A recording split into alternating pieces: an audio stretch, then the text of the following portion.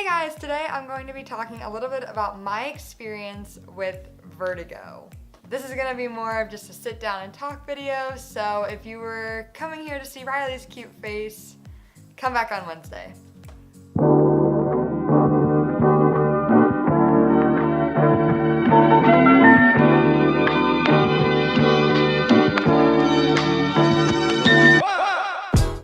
So what is vertigo? For me, it's when everything around me starts spinning, like the room starts spinning, but I'm not moving. It could be different for a lot of people, but that's just my experience with it. My first time getting vertigo that I distinctly remember was my sophomore year. I was in the cafeteria just at lunch talking to my friends, and all of a sudden the room started spinning so much, and I was so confused because I'd never had something happen like that. When I would get vertigo, most of the time I would not throw up, but if it were super severe like how it was in the cafeteria, I would have different bouts of vertigo. It'd be like the room is just spinning nonstop and it lasts for like 30 minutes, or sometimes I would just move my head wrong and the room would spin for a second, and it's different for everybody. So my vertigo, after getting it that first time, my sophomore year, it started getting progressively worse, and I would find myself getting vertigo almost every day. Not as intense, but little bouts of it where throughout the day, all of a sudden the room would just spin for a second, and then it would stop, and I wouldn't get sick or anything, but it was just a nuisance and it made me not feel well. And I went to so many doctor's appointments about vertigo and none of them were helpful. I had no idea what was wrong.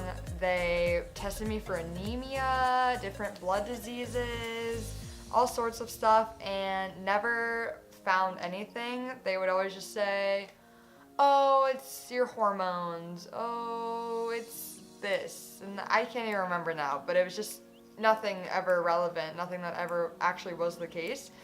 At some point between my sophomore year and junior year, I became vegetarian, and this was in the midst of the vertigo and constantly going to doctor's appointments. And one of the doctors was like, oh, well, you're getting vertigo because you're a vegetarian. And I was like, well, I've been getting vertigo before I was even a vegetarian. And he's like, no. And he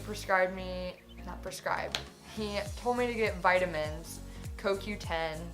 Those didn't work at all. Still got vertigo almost every day.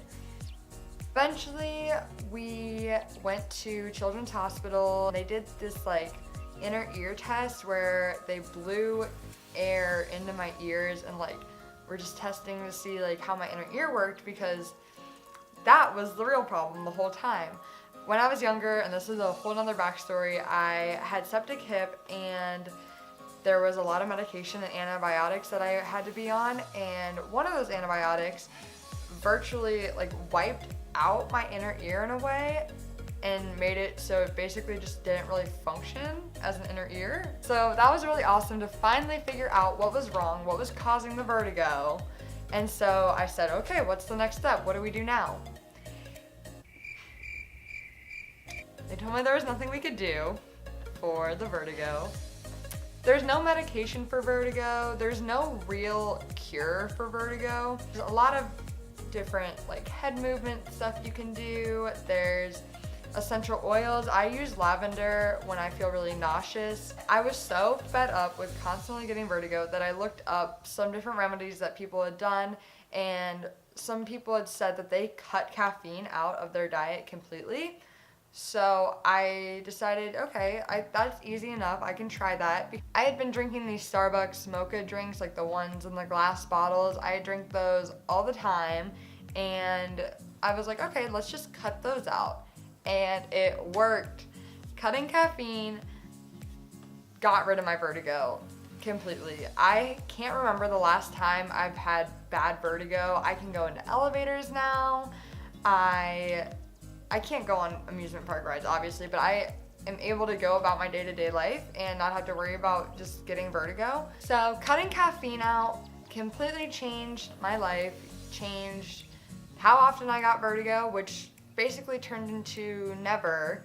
Another thing too is I haven't cut caffeine out completely. I cut it out completely for about 1.5 years of my life, And just recently, I've really started getting back into drinking caffeinated drinks. I drink green tea almost every day, and I haven't gotten any vertigo or anything like that. So if I do, obviously I'm gonna stop and I'll know the problem. But that's just my tip. I would try cutting caffeine out of your diet completely if you suffer from vertigo almost daily, weekly, monthly.